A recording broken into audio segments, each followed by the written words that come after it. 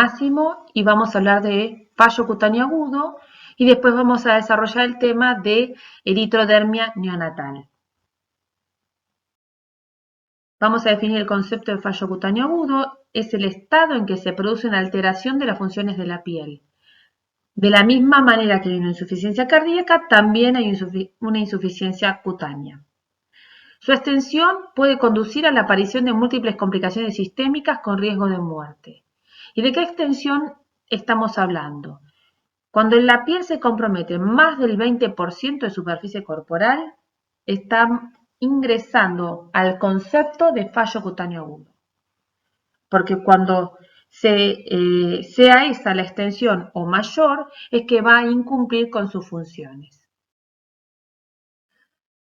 Acá hay 5 imágenes de pacientes para ilustrar este concepto. En la foto 1 vamos a ver un niño que está todo rojo, la superficie corporal, y presenta escamas adheridas y otras sueltas en la sábana, y lo que el paciente tenía era una eritrodermia psoriásica. Es un paciente que está en fallo cutáneo agudo con incapacidad de cumplir las funciones. En la foto número 2 vemos una niña de 14 años, oriunda de El Chaco, venía en pleno verano argentino porteño con un sobre todo negro porque tenía frío. Ella tenía toda la superficie cutánea roja y presentaba estas escamas. Tenía una sarna eritrodérmica. En la foto 3 vemos la pierna de un niño enrojecida con presencia de escamas gruesas. Era otro paciente con una psoriasis eritrodérmica. En la imagen del paciente, de la imagen 4 y la 5, son dos pacientes con una farmacodermia que presentan una extensa superficie corporal eritematosa. En la foto 4, en un paciente que había empezado con un síndrome de Dress, es una farmacodermia que se caracteriza por tener una reacción a drogas de uso crónico, en este caso era besnidazol, y tiene eosinofilia y síntomas sistémicos. Se caracteriza por un perfil CD4 y en este caso después evolucionó hacia una necrolisis epidérmica tóxica posterior o Lyell.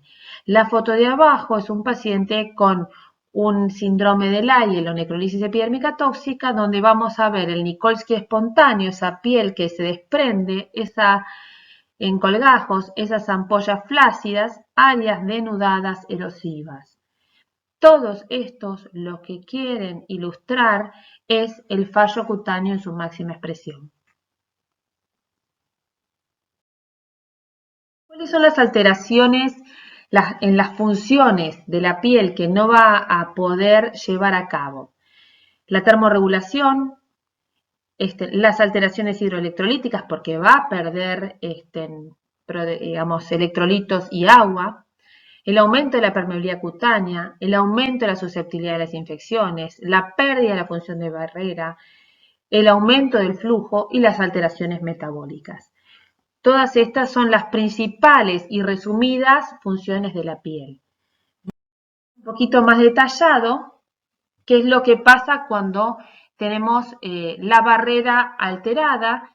Normalmente el estrato córneo evita la pérdida de agua y también evita el ingreso de compuestos del exterior al interior. Entonces, mantiene un ambiente separado entre lo que es el interior y el exterior.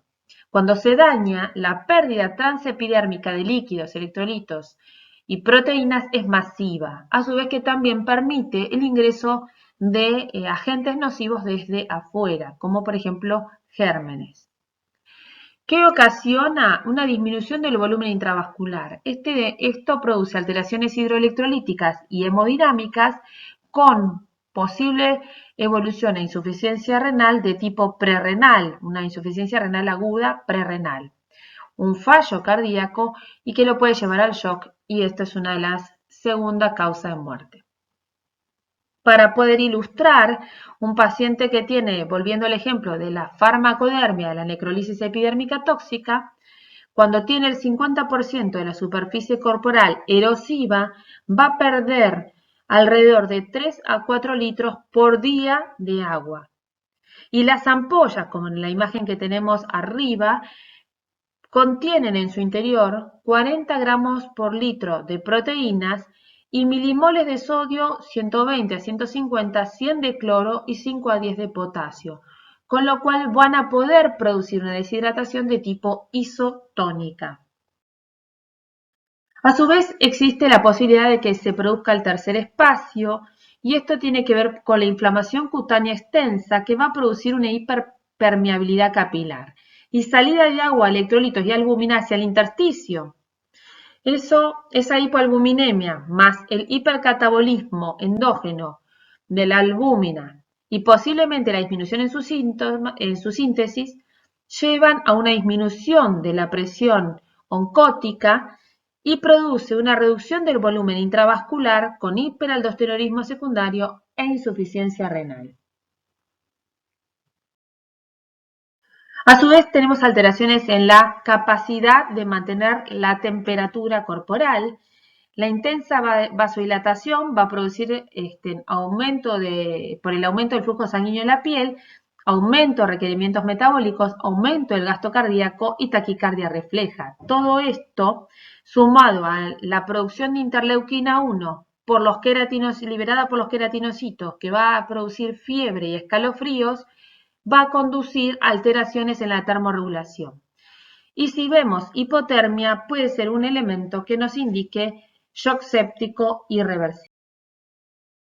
También hay un aumento del catabolismo proteico por un aumento del gasto energético mediado por la interleuquina 1 de la que recién hablamos y también por hormonas catabólicas que tienen que ver con el estrés como las catecolaminas. Hay una disminución de la secreción y un aumento de la resistencia a la insulina periférica que da lugar a hiperglucemias, glucosuria y acidosis metabólica y por ende también consumo de proteínas.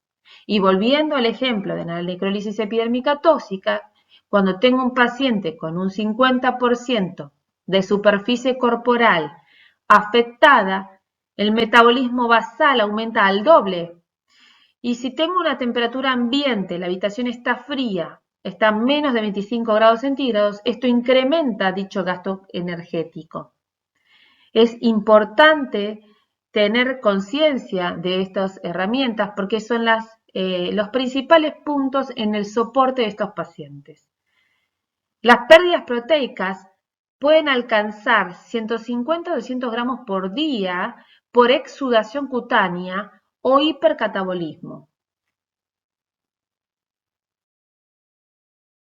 ¿Qué es importante? Dijimos que los pacientes tienen un aumento de la permeabilidad y la susceptibilidad a que ingresen gérmenes del exterior al interior.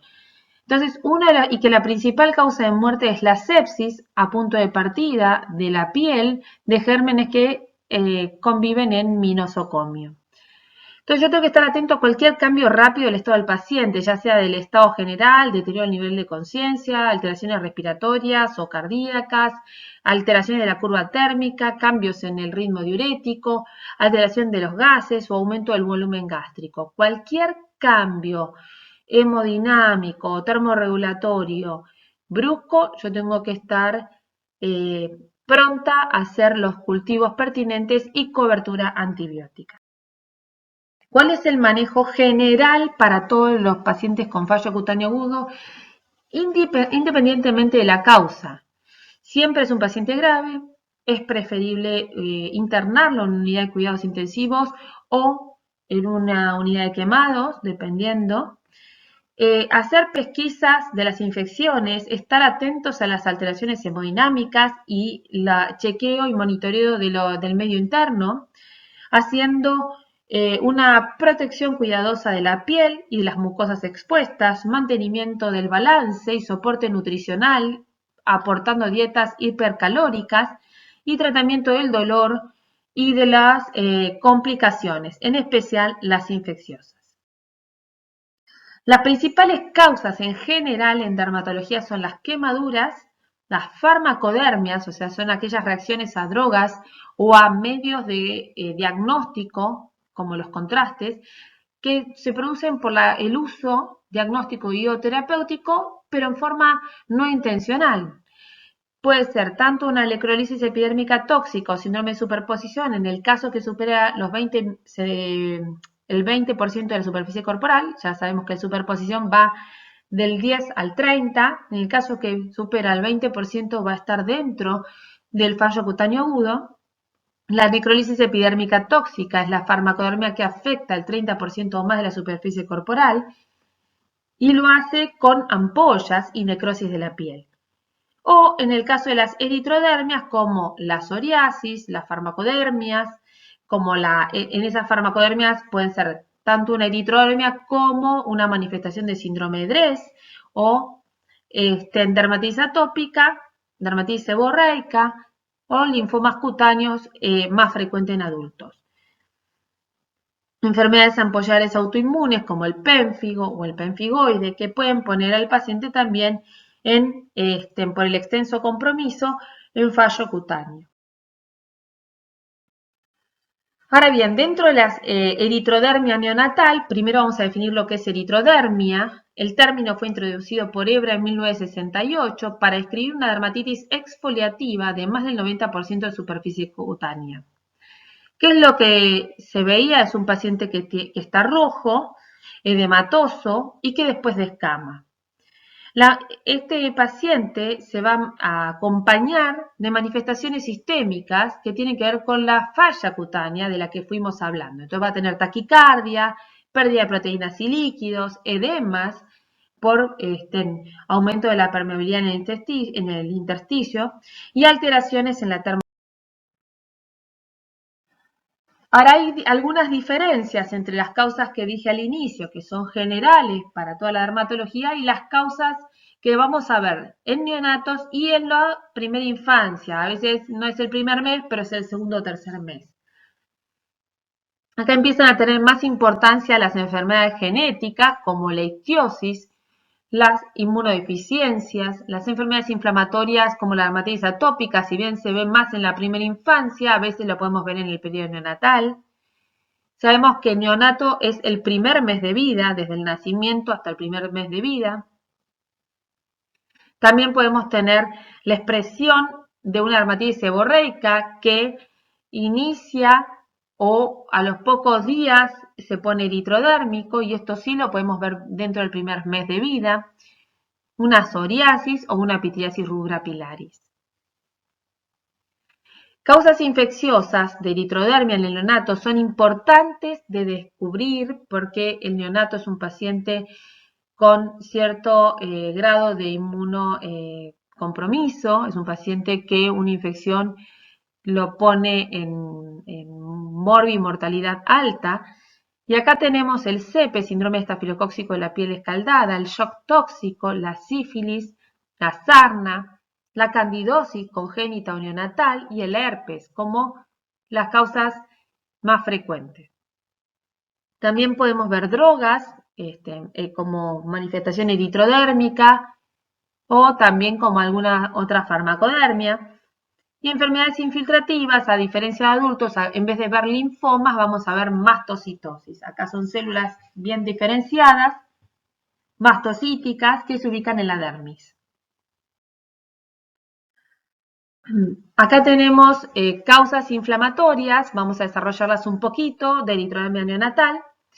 La primera es la dermatitis atópica, que no es tan frecuente de ver en el neonato, en general se ve entre los 5 meses y 6 meses de vida de un bebé, pero puede empezar en el periodo neonatal y hay casos reportados. La dermatitis seborreica, la psoriasis y la pityriasis rubra las vamos a ir Perdón. La semana pasada, Cecilia Mazas, que la doctora Cecilia Mazas, les habló de dermatitis atópica, así que no voy a describirla, pero sí saber que es raro de ver en neonatos, que es más frecuente ver en infantes, y cuando inicia con eritrodermia neonatal sin historia previa, el diagnóstico es difícil y ayuda a la historia familiar de atopía. Algo característico es que no afecta la zona del pañal. Y a diferencia de los niños con enfermedades metabólicas o inmunológicas, los chicos con dermatitis atópica van a crecer en peso y talla bien. Acá no hay alteraciones y responden bien a los corticoides y a los emolientes. Por ejemplo, El síndrome Netterton se puede manifestar como una eritrodermia, es una ictiosis, y se puede manifestar como una eritrodermia y pensar que tiene un eczema atópico y una dermatitis atópica, pero no va a responder bien a los corticoides y no va a crecer adecuadamente en peso y talla y tiene complicaciones frecuentes infecciosas. La biopsia cutánea no es necesaria para el diagnóstico, pero si la hiciéramos en la epidermis vemos acantosis, esponjosis dermoepidérmica, infiltrados linfohistiocytarios y eosinófilos. La dermatitis seborreica es común en el periodo neonatal y generalmente fácil de reconocer. Lo que voy a ver es eritema, escamas y costras seborreicas. La costra seborreica característicamente es amarilla, grasosa, afecta a grandes pliegues, zona retroauricular y algo importante, involucra la ingle y la zona del pañal. Y acá la diferencio bien de la dermatitis atópica. Un paciente neonato rojo, primer diagnóstico, se afecta la zona del pañal y los grandes pliegues, es dermatitis seborreica.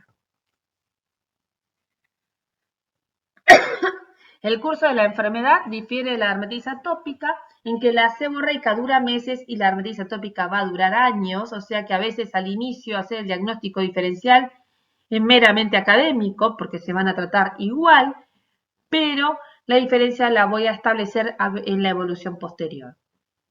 Si hiciera una biopsia, a veces podemos encontrar escamas paraqueratóxicas. Cuando no responde esta dermatitis seborreica al tratamiento tópico con esteroides de mediana o dosis bajas de esteroides sistémicos, tengo que empezar a pensar en otros diagnósticos como inmunodeficiencias, síndrome Netterton o alguna enfermedad infiltrativa como la histiocytosis. La psoriasis, si bien es más frecuente en niños más grandes, en neonato es rara, pero ha sido reportada. Y lo interesante es establecer algunas diferencias clínicas entre la psoriasis del adulto y la del infante. La psoriasis del infante tiene fina escama blanquecina, no tiene esa escama gruesa blanca que tiene la del adulto. Las lesiones son pequeñas, papulares o placas chicas. El compromiso facial de cabeza, palmas y plantas es frecuente. La localización periumbilical nos puede ayudar en el diagnóstico y, a diferencia de la dermatitis atópica, siempre compromete la zona del pañal, porque la psoriasis tiene lo que se llama el fenómeno isomórfico de Koebner, que es reproducir una lesión donde hay un traumatismo.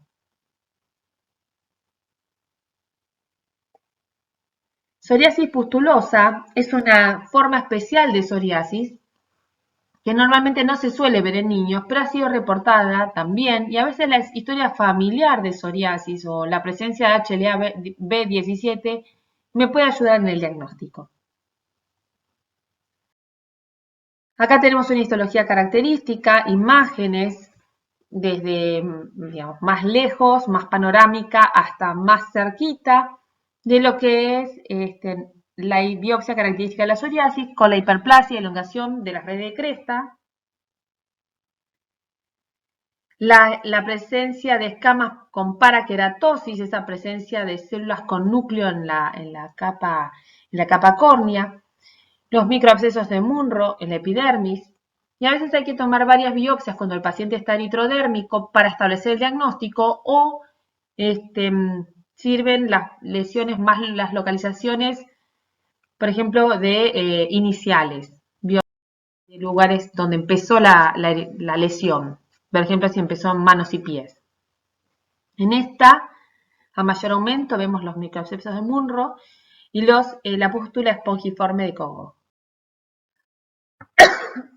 Esto me interesó porque, bueno, no sé si estuvieron en la jornada que hicimos en la Asociación Argentina de Dermatología, uno de los sábados pasados, donde el doctor Máximo presentó lesiones similares a tiñas que no son, y esto es un ejemplo, es una forma de psoriasis pustulosa intertriginosa. La de la izquierda es una paciente nuestra y la de la derecha es de la literatura, donde se ve un intertrigo que pudiera confundirse con una tiña o alguna otra causa, y que evoluciona en general mal, responde mal a los tratamientos antimicóticos, corticoides, o sea, con recidivas frecuentes.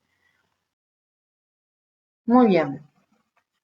Terminadas las formas de eritrodermias inflamatorias, vamos a pasar a las de causa infecciosa y acá a prestar atención porque esto pone en riesgo acelerado de vida a mi paciente ya que la causa es una infección.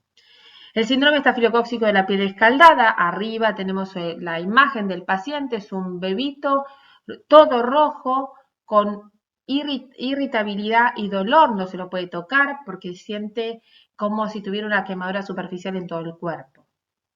Y lo que tiene es un Nikolsky, esperamos, a la mínima presión que hago sobre la superficie de la piel, produzco el despegamiento. Es un exantema ampollar que tiene acentuación flexural y periorificial y que generalmente evoluciona rápido en 2 a 5 días. Los focos principales de infección son nasofaringio, umbilical, como en la foto de la izquierda, y vemos esas ampollas, la presencia del estáfilo, urinario, heridas cutáneas, conjuntivas, como en la foto de la derecha, a través de la sangre por una diseminación hemática o el amamantamiento presentes en la mamá. ¿Qué va a hacer el estafilococo? Tiene una toxina exfoliativa, A, B y D, la B es la más relacionada, que va a romper los desmosomas, produciendo un clivaje de la desmogleína 1, serina proteasa, y va a producir el despegamiento y formación de la ampolla a ese nivel.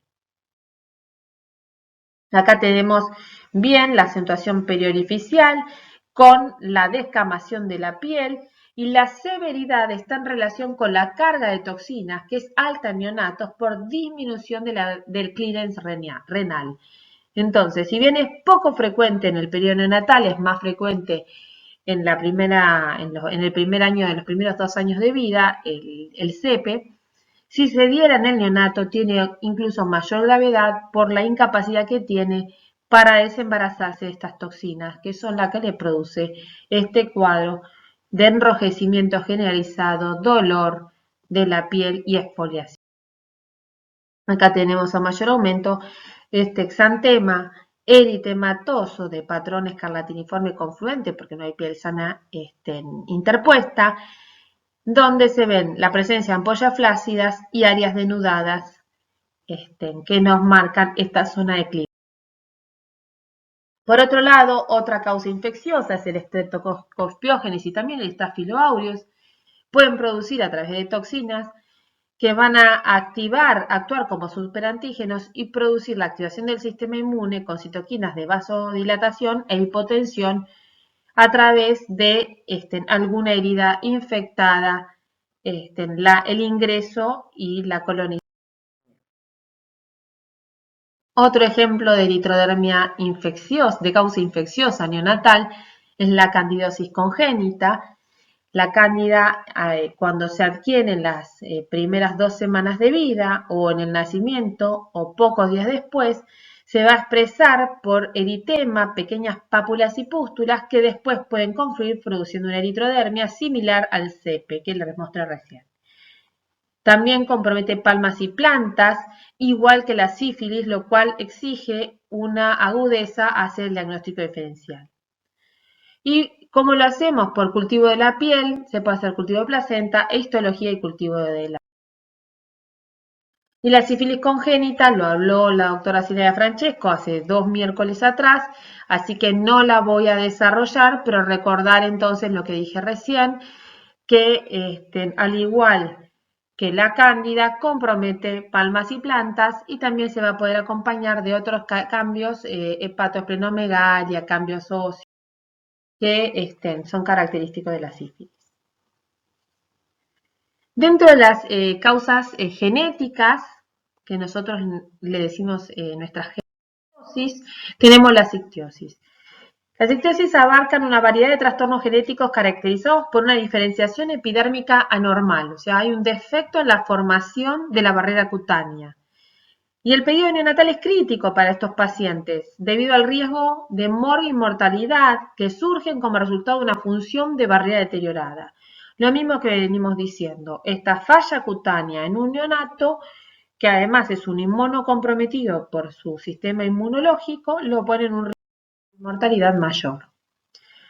La epidermis, vamos a hacer un breve repaso, es un epitelio estratificado cuya barrera protectora es conferida por el estrato córneo, que resulta de un proceso de diferenciación celular terminal que está regulado desde la capa basal, pasando el espinoso hasta la granular. Ese proceso de maduración del queratinocito, donde se va a ir desembarazando del núcleo para formar el estrato córneo. Ese estrato córneo bien formado y bien, digamos, por estas células muertas sin núcleo que están cargadas de queratina, se unen fuerte entre sí por los corneodemosomas y están incrustadas en una matriz lipídica formando una barrera, que es la barrera cutánea. La degradación proteolítica de estos corneodemosomas por las proteasas epidérmicas va a conducir a un desprendimiento de los mismos, que son los más superficiales, y eso va a establecer un mantenimiento del grosor de esta barrera cutánea y que no que sea cada vez más gruesa.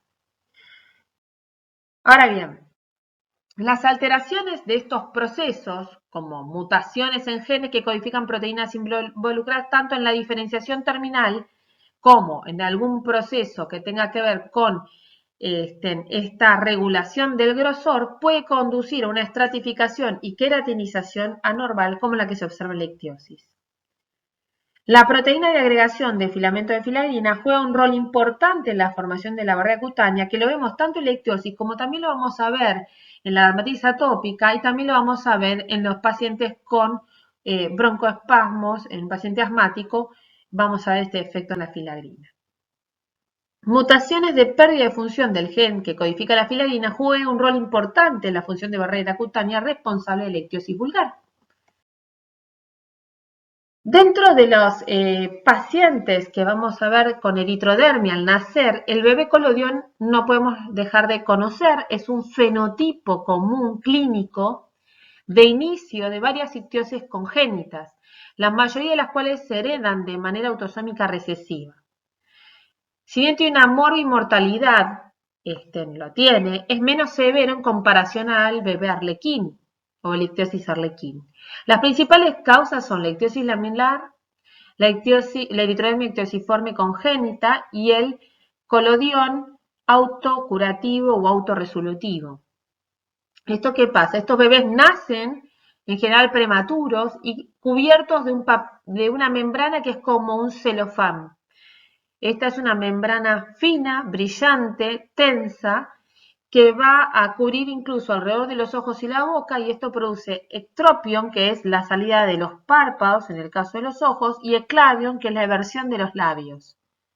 Esta membrana con el correr de los días se empieza a secar, a agrietar y luego se va a desprender en las primeras semanas de vida, momento en el cual vamos a empezar a poder ver la enfermedad subyacente con el cual, por la cual presentó este fenotipo.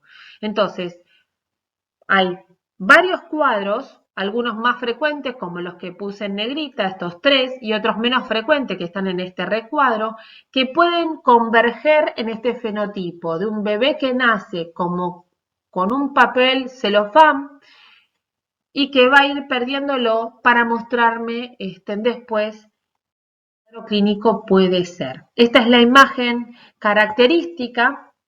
Fíjense el compromiso periorivicial, peribucal y periocular y esa membrana brillante, tensa, fina, que se va a ir rompiendo para dar paso a la lesión que está debajo, la enfermedad que está debajo.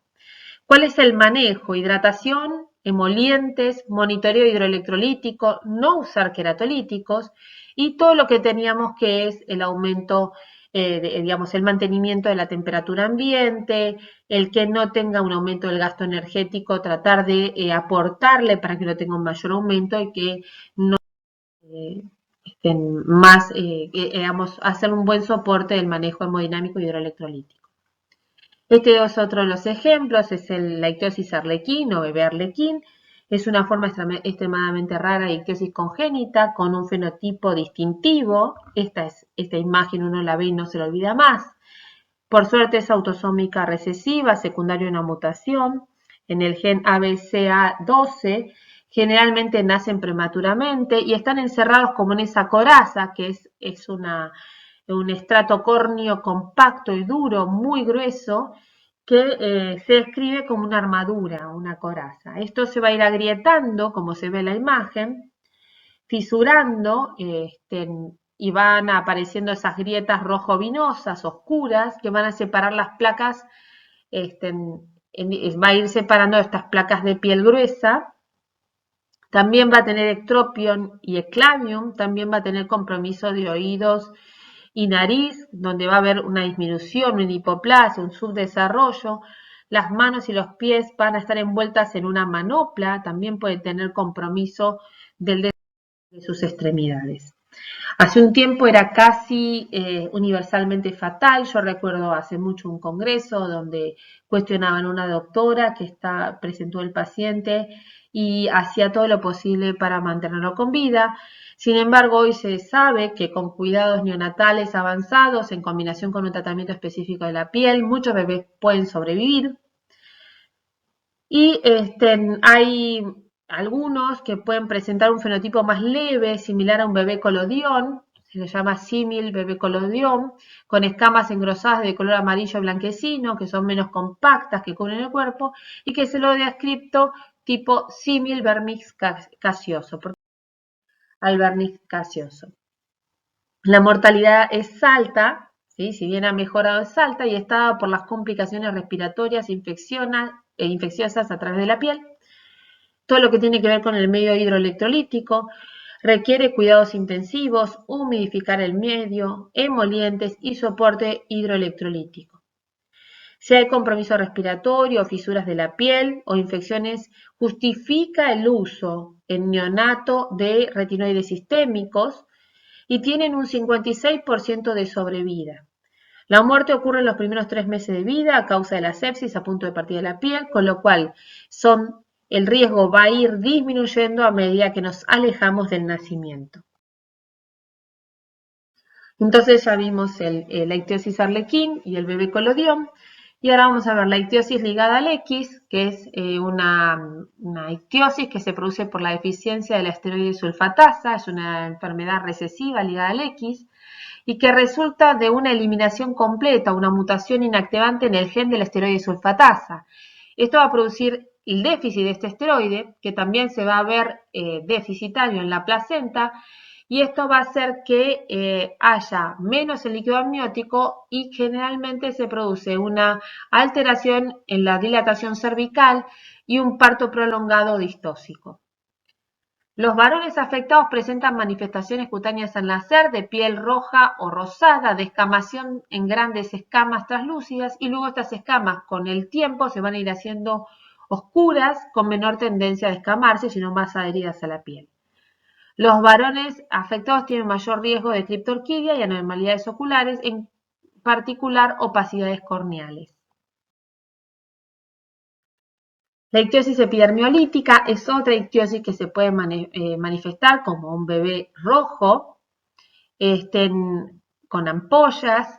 Es un trastorno autosómico dominante causado por una mutación de genes de la queratina 1 y 10 que codifican para estas queratinas, causando un defecto en la formación de los filamentos de queratina.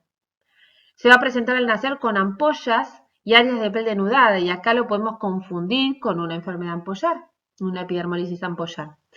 Esta presentación puede confundirse con estas epidermolisis y también con el CEPE y la necrolisis epidérmica tóxica, aunque es más rara. El síndrome de Netterton es una genodermatosis grave con manifestaciones atópicas constantes debido a mutaciones en el inhibidor de la serina proteasa CATSAL tipo 5, es el SPINK5, que va a codificar un inhibidor de proteasas linfoepitelial, inhibidor relacionado con CASAL, y la falta de este provoca un desprendimiento del estrato córneo secundario a la hiperactividad de las proteasas epidérmicas. Este efecto de barrera favorece la absorción de alergenos y es lo que hace que estos pacientes tengan una constantes manifestaciones alérgicas, urticarianas, incluso altos niveles de IgE se asocian y también tienen una alteración a nivel del pelo, del tallo del pelo, como la tricorresis invaginata o el pelo en caña de bambú. Estas características sumadas de a poco, porque al inicio se puede manifestar como solamente una eritrodermia, y con el correr del tiempo ir viendo que responde poco a los esteroides, que además presenta ciertas características fenotípicas, con ese pelo quebradizo y frágil, fino, pelo en caña de bambú, cuando uno lo mira y hace un diagnóstico microscópico de ese pelo, que está afectado en un 20 o 50%, y lo que va a pasar es que se va a invaginar por este trastorno de la queratinización de la vaina del pelo, el pelo se mete dentro de la porción distal, o sea, la distal dentro de la porción proximal, perdón. Puede estar asociado a retraso del crecimiento, asma y alergias alimentarias, como veníamos diciendo, y ya cuando el chico ya es más grande va a presentar características de la ictiosis lineal circunfleja que se suele ver. Pero de inicio, en el neonato lo vamos a ver como un niño, un bebé rosco. Este es un estudio que me interesó, es una parte de un estudio donde lo que está mostrando es que estas alteraciones, digamos, de la piel no solamente están relacionadas con esta mutación, sino que activarían directamente lo que sería la cascada inflamatoria cutánea, como una enfermedad inflamatoria, no solamente un trastorno de la barrera, sino como una enfermedad inflamatoria. Y es posible que sea un proceso autónomo de estas células y que vaya de estos queratinocitos y que de esta manera tenga un perfil inflamatorio similar a la... Está la linfopoyetina del estromatímico, que es una citoquina ProTH2 y que estaría regulada y, digamos, sería parte de esta cascada biológica que estaría relacionada en este síndrome de Netterton. Es una vía proinflamatoria y proalérgica que es independiente de la falla epitelial primaria, que se activa en condiciones basales en los queratinocitos del síndrome de Netterton. Es un trabajo que tiene esta demostración in vitro, habría que ver qué es lo que pasa con...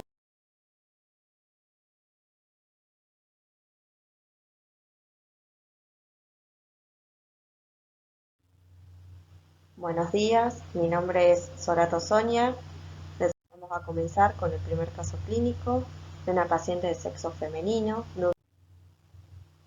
Se realizó un laboratorio de ingreso donde en el laboratorio inmunológico lo que se observa son las gamma-globulinas francamente disminuidas. Sin embargo, a los 7 días esta eritrodermia se agrava y agrega en esta nueva internación se realizan estudios complementarios donde lo que se observa es la eritrodermia mejora y también la eosinofilia con este tratamiento. En esta paciente se sospecha entonces un síndrome de Netterton. La paciente evoluciona con varios episodios febriles. Con la clínica de esta paciente, que se caracterizó por un eczema generalizado severo, infecciones a repetición, el progreso de peso, la diarrea crónica, la tiroiditis autoinmune, asociado a una inmunodeficiencia combinada severa, que lo más característico en ella fue su eosinofilia severa y la hipogammaglobulinemia. Otro diagnóstico a plantear es el síndrome de Omenn.